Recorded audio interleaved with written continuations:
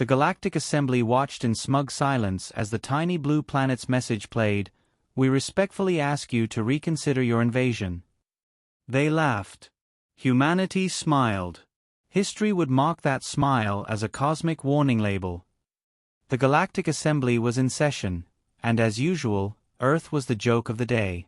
1,000 alien species filled the colossal chamber, their luminescent symbols hovering mid-air like banners of superiority. The Vorlax Dominion, an empire of cold-blooded strategists, had just declared Earth a Class Z anomaly, which was assembly jargon for easy pickings. General Threx, the Vorlax High Commander, stood with a smirk stretching his scaled lips. The humans have been issued the standard ultimatum. They have 12 hours to surrender their planet, their resources, and, of course, their amusing attempts at technology. "They'll beg," said Councillor Dravan, a plump Arthroxian, his gelatinous skin wobbling with amusement. "They always beg." Elder Vryn, an old, soft-spoken Zalari, folded his 4 arms across his chest. "Have you ever wondered why Earth, with all its so-called weaknesses, never truly loses a war? Perhaps."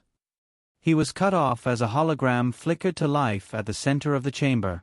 The assembly quieted. A human appeared. Captain Mira Lawson stood on the Earth Fleet's bridge, a soft smile playing at the corners of her lips. Her posture was casual, almost too casual for someone addressing an intergalactic war council. She held a mug in one hand. Steam curled lazily from it. "Good evening," she said cheerfully. "I hope this message finds you well. We received your ultimatum. Very professional, by the way. Love the formatting." A ripple of confusion passed through the assembly. Politeness was unexpected. Gratitude? Even stranger. Threx leaned forward. "Earth humor," he sneered. "Primitive deflection." Mira continued, unbothered. "Before you proceed with what I'm sure is a thoroughly rehearsed invasion, I'd like to extend a final offer. You can turn back. No hard feelings. No vengeance. Just leave." The hall burst into laughter. "Is this how they negotiate?" Dravan chortled. "With soft words and coffee mugs?"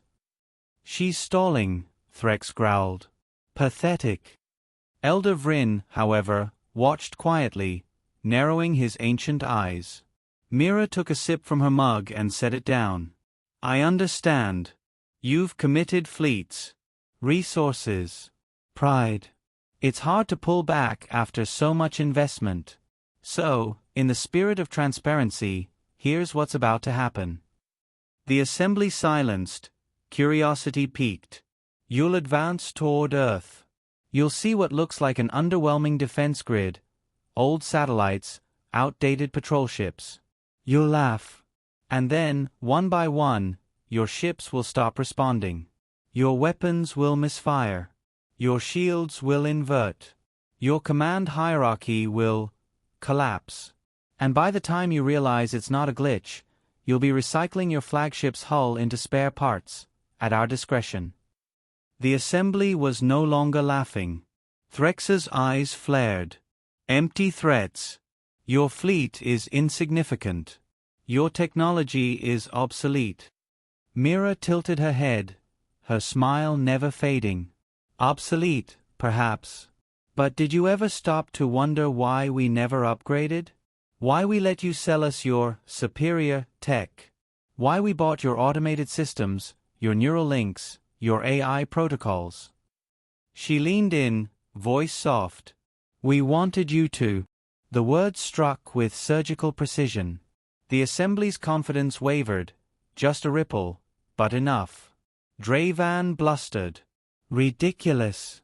You expect us to believe you've orchestrated some grand sabotage?" Mira shrugged. "I don't expect you to believe anything. Belief is irrelevant when the results are inevitable." Threx stood abruptly. "Enough. Initiate the invasion fleet. Let's see how far their jokes carry them in battle." Before the hologram faded, Mira added, "We gave you a chance to surrender. You chose extinction." The chamber trembled as the Vorlax fleet mobilized. On the bridge of the Earth fleet's flagship, ESS Polaris, the atmosphere was unusually relaxed. "Think they'll take the hint?" Lieutenant Carter asked, lounging in his chair, feet propped up on the console. "Not a chance," Mira replied, flipping through a manual titled Diplomatic Responses for Dummies. "They always underestimate us," Carter said, grinning. "It's tradition." Myra's eyes twinkled. "Good. Let them." Behind them, screens displayed the incoming fleet, massive, sleek, bristling with weapons. A spectacle of power. But power meant nothing when your systems were compromised at the blueprint level. "Are the pigeons in position?" Mira asked. Carter nodded. "All 200,000 units, locked and loaded. Waiting for your word." "Release them on my mark," Mira said.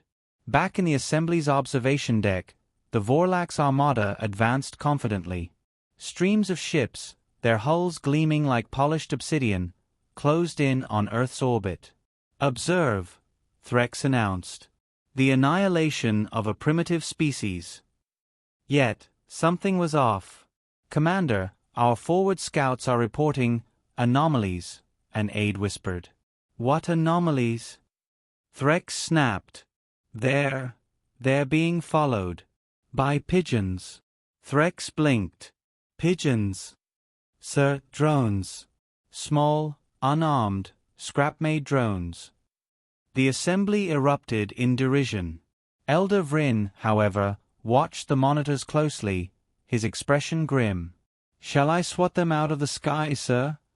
the aide asked. Threx waved a dismissive claw. "They're toys. Focus on the primary targets."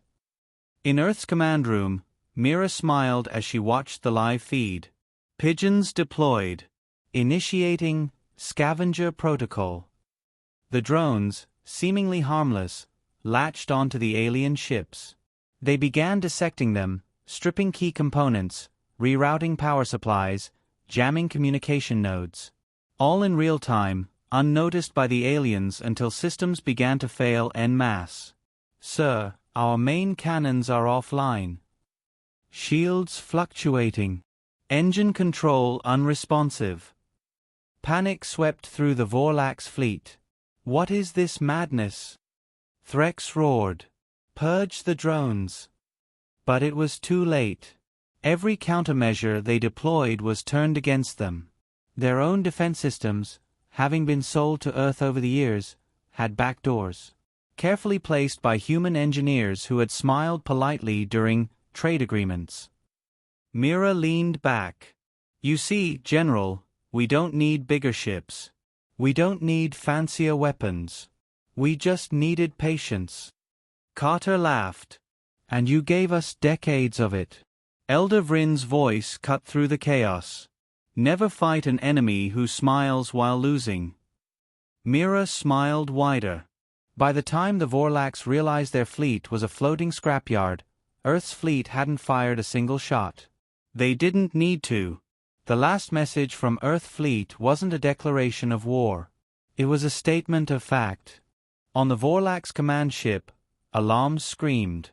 Red indicators bled across every console as engineers frantically punched in override codes that no longer mattered. The dread Fong, the pride of the Vorlax Dominion, was now a lumbering hunk of metal, held hostage by scavenger drones that shouldn't even exist in galactic warfare simulations.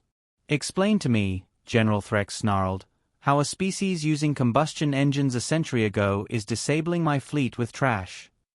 No one answered. "Sir, it's the humans' drones, those pigeons," an officer stammered. "They're not attacking. They're unbuilding us." "Unbuilding," Threx hissed. "They're disassembling our systems, sir. Recycling them on the spot." Threx's glare could have melted steel. He turned to the communications officer. "Patch me through to the human fleet. Now." On the ESS Polaris, Captain Mira Lawson leaned against the command console as Threx's hologram flickered into existence. His fury was tangible, but Mira greeted him with a calm, disarming smile. General Threx. What a pleasant surprise. I was just about to start a Sudoku puzzle. Call off your drones. Threx roared. Face us in honorable combat. Mira blinked, feigning innocence. Oh, General, we would. But you see, we're a bit understaffed. Budget cuts and all. These little drones? They're more of a side project. Didn't expect them to be so effective. You're dismantling a sovereign fleet in violation of. Violation. Mira interrupted, raising an eyebrow. Weren't you invading our planet, General? I believe you threw the first punch. We're just cleaning up. Lieutenant Carter leaned in, whispering loud enough for the transmission to catch. Should we offer them a coupon for scrap metal trade-ins? Threx's eyes narrowed into slits. You think this is a game? Myra's smile sharpened. No, General. This is business. Inside the Vorlax fleet, chaos snowballed. Systems that should have been untouchable began turning on their operators. An engineering officer shouted, "Our point defense turrets are targeting our own fighters. They're using our weapons against us." Threx slammed his fist into the console. How? Elder Vrin's voice came, low but cutting. Because we gave them the tools. They merely rearranged the instructions. Threx spun toward him. You knew. I suspected. Vrin's tone was calm, almost detached. Humans do not excel at brute force. But subtlety? Patience? They mastered it. You gave them your trust. They gave you a smile. That was your first mistake. Mira watched the live feed of the Vorlax ships breaking apart like sandcastles at high tide. She sipped her coffee. Status on the scavenger protocol? She asked. Carter glanced at the readouts. 70% of their fleet is non-operational. Remaining ships are trying to self-destruct, but the drones are overriding even that. Mira nodded. Good. Let's keep it civil. No explosions unless necessary. Bad for orbital debris. A junior officer chuckled. We're winning a galactic war with recycling bots. That's called efficiency, Mira said, grinning. On the Dread Fong, Threx's composure fractured. He barked orders. Bring auxiliary systems online. Prepare for close combat boarding maneuvers. An aide hesitated. Sir, the docking bays have been repurposed. Repurposed. The feed switched to the docking bay. The floor was covered in human drones rearranging panels, forging new shapes. What was once a hangar now resembled an industrial assembly line. They're turning our docking bays into factories, the aide whispered. Threx's fists clenched. Factories for what? Elder Vrin answered for him. Factories for Earth's economy. You declared war. They started a production line. Threx's fury peaked. Open a direct channel to Earth Command. Now. The main screen aboard the Polaris flickered as Threx's image returned, face contorted with rage. Mira welcomed him with a casual wave. Back so soon. You have humiliated the Vorlax Dominion. Mira smiled sweetly. Oh, General, you're humiliating yourselves. We're just facilitating. Name your demands. Threx barked. Demands. Mira tilted her head, pretending to think. All right. Effective immediately, the Vorlax Dominion will supply Earth with 10% of its annual titanium reserves. Also, you'll relinquish control of the Calvarian trade routes. Lastly, a formal apology. In writing. Hand signed. You're delusional. Threx spat. Carter piped up. Would you like that apology drafted in cursive or block letters, sir? Threx's image distorted as he bellowed, You will regret this. Myra's eyes narrowed, her tone turning to steel. No, General. You will. You walked into this thinking we were prey. We're not. We're the species that smiled through centuries of being underestimated. And we weaponized that smile. Back on the dread Fong, system after system failed. Entire wings of the fleet were reduced to powerless hulks, floating adrift. The scavenger drones continued their relentless work, now stripping ships for raw materials at a rate no galactic species had ever witnessed. Vryn turned to Threx, his tone resigned. "General, the battle is over. You've lost. Prolonging this will only serve their narrative of mercy." Threx collapsed into his command chair, breath ragged. Mira received a notification. The Vorlax fleet had ceased all offensive operations. She allowed herself a rare, satisfied grin. "Carter, draft a message to the Galactic Assembly. Keep it polite." Carter raised an eyebrow. "Polite, but terrifying?" "Precisely."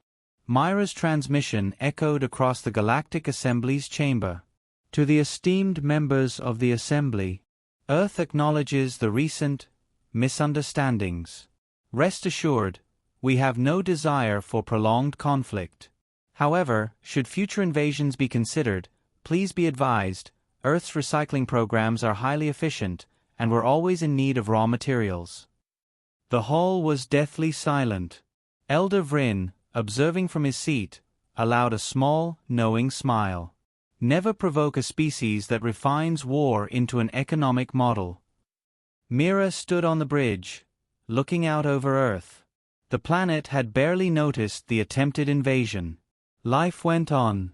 That was humanity's secret. War was not their identity. It was merely an inconvenience they'd learned to monetize. "We gave them a chance," Carter said. "They chose extinction," Mira finished. But extinction wasn't fire and fury. It was being dismantled piece by piece, politely, efficiently, and with a smile. The Galactic Assembly was silent, save for the soft hum of information screens flickering with grim statistics. Vorlax Dominion's fleet strength, 0%. Earth fleet casualties, 0%. For a species once marked for its cultural obsession with coffee and sarcasm, humanity had just dismantled a galactic superpower without firing a shot. The Assembly didn't know whether to be impressed or terrified. "Ambassador Zyrek of the Tilvani Syndicate is requesting a private transmission," Carter reported aboard the Polaris. "He's using the, urgent diplomatic crisis channel." Mira smirked. "Patch him through. Let's see how fast panic translates into negotiation." Zyrek's hologram appeared, his iridescent skin glistening nervously. "Captain Lawson, a pleasure. What a remarkable display of ingenuity. Might we discuss future partnerships?" Mira raised an eyebrow. "Partnerships?" "Yes, of course. The Tilvani Syndicate has always admired human enterprise. Perhaps we could assist in scaling your recycling operations? Joint ventures, mutual profits, minimal invasions." Carter leaned in, whispering, "We just got offered a franchise deal for galactic warfare." Mira smiled sweetly. "Ambassador, Earth is always open to business, provided the terms are respectful." Zyrek nodded furiously, unaware that Myra's polite tone had already sealed the Syndicate's capitulation.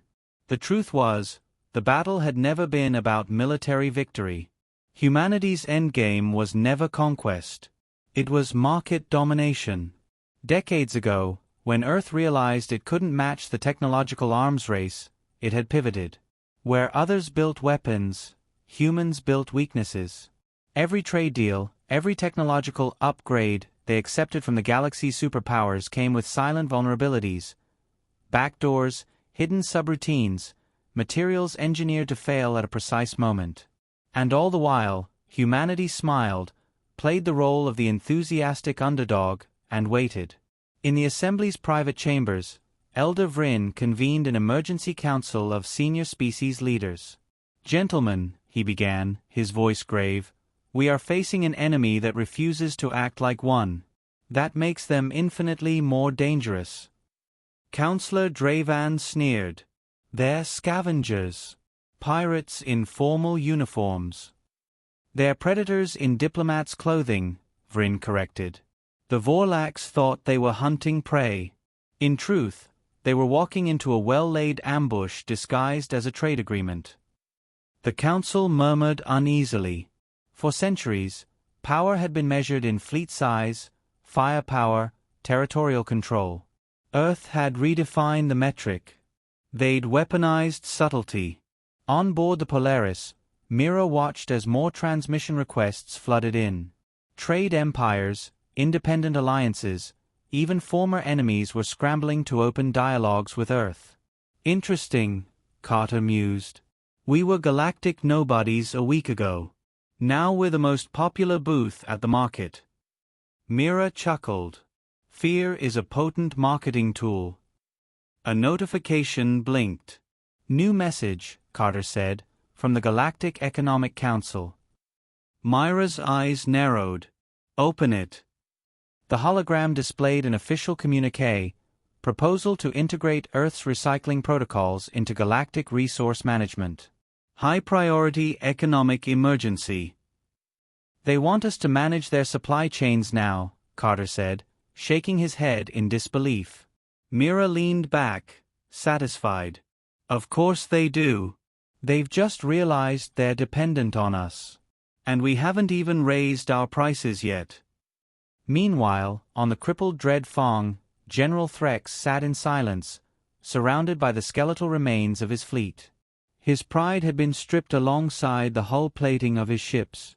A lone transmission beacon blinked before him. Incoming message from Earth Command, an aide announced hesitantly. Threx snarled. What now? More mockery. The screen flickered to life. Mira appeared, serene as ever. General Threx, I hope you're enjoying our complimentary deconstruction services. Threx's fists clenched. I wanted to personally offer you a lifeline, Mira continued. Your fleet may be non-functional, but your crews are still valuable. We're recruiting for our new Galactic Infrastructure Division. Full benefits. Dental included. You're offering me a job? Threx asked, voice trembling with disbelief. Employment, Mira corrected. A second chance to be useful. Threx glared. You're humiliating me. No, General. I'm giving you an opportunity to avoid extinction. Your choice. Back in Earth Fleet's command, Carter was still laughing. I can't believe you offered Threx a job. Myra's expression was calm but sharp. Humiliation is temporary. Dependency is permanent. Today, he's furious. Tomorrow, he's an employee. Carter nodded slowly. You're not fighting for victory. You're fighting for ownership. Exactly, Mira said. Fleets are just assets. If they think in terms of battles, we'll make them think in terms of supply chains. Let them drown in logistics.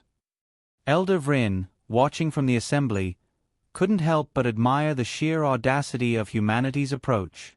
They've turned war into a business model, he murmured. They've made extinction negotiable. As the galaxy watched, Earth began rolling out its Galactic Reconstruction Initiative. The pitch was simple. Why wage war when you can outsource your defeat and receive a resource credit in return? Species that once mocked Earth were now lining up for compliance assessments. Those who refused, well, Vorlax Dominion served as an unforgettable case study. Carter glanced at the new list of clients. We just got a request from the Kielari Hegemony. They're offering exclusive mineral rights in exchange for not dismantling their orbital stations.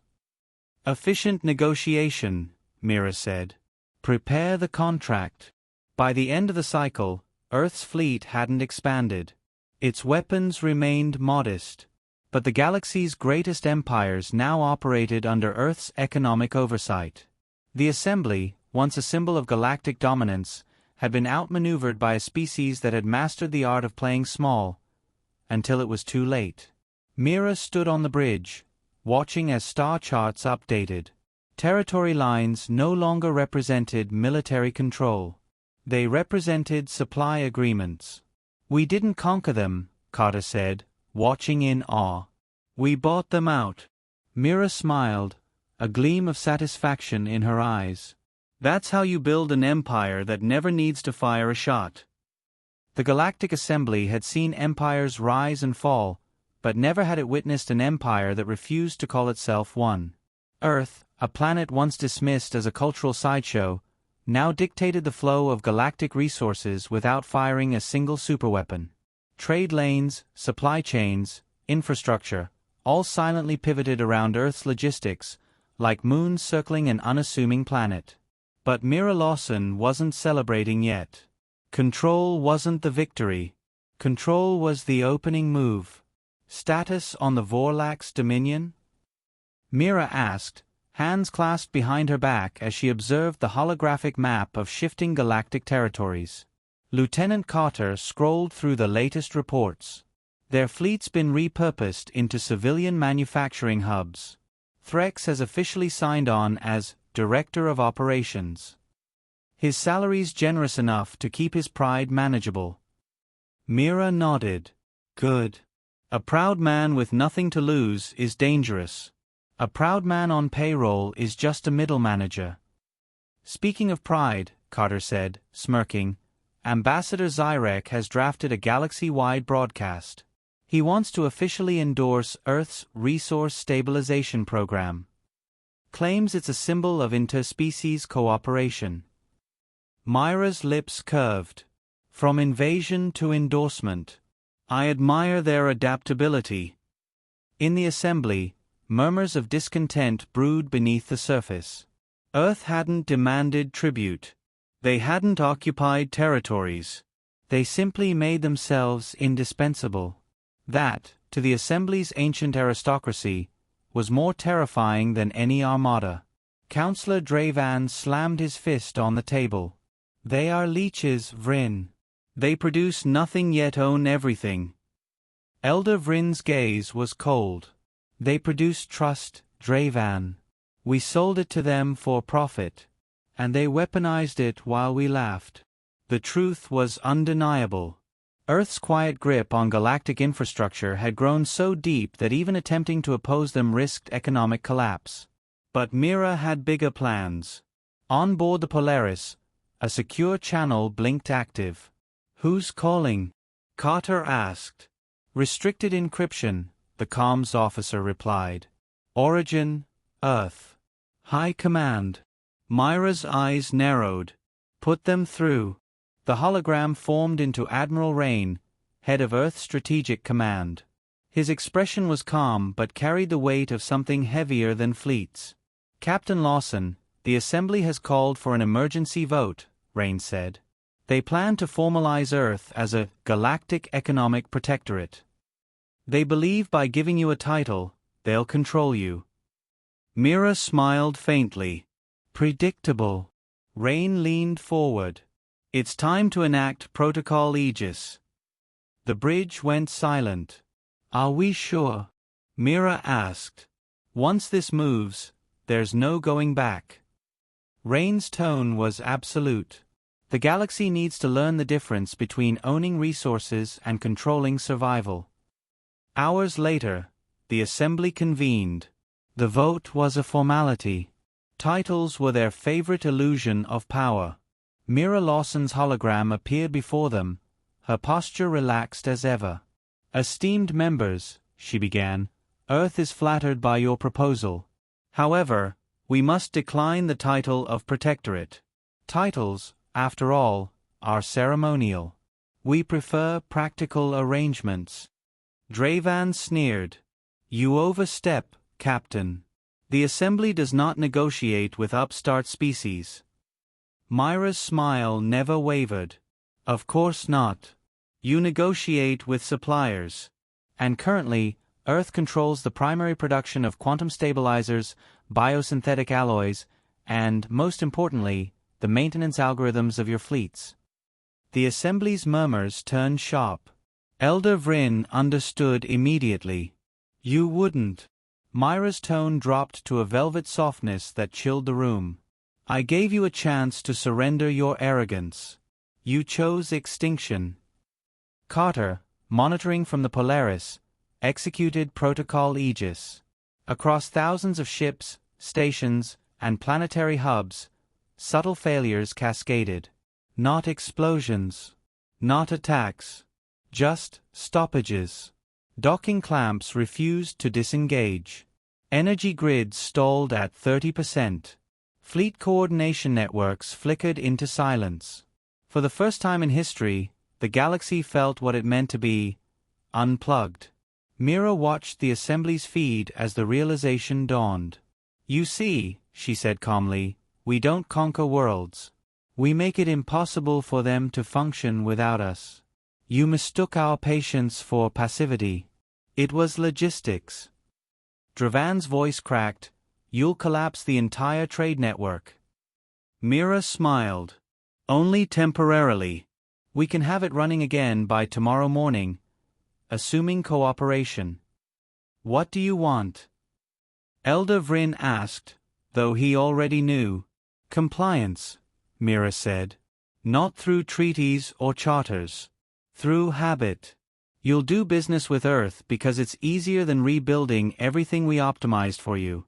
You'll depend on us, and you'll never even notice when that dependence becomes permanent.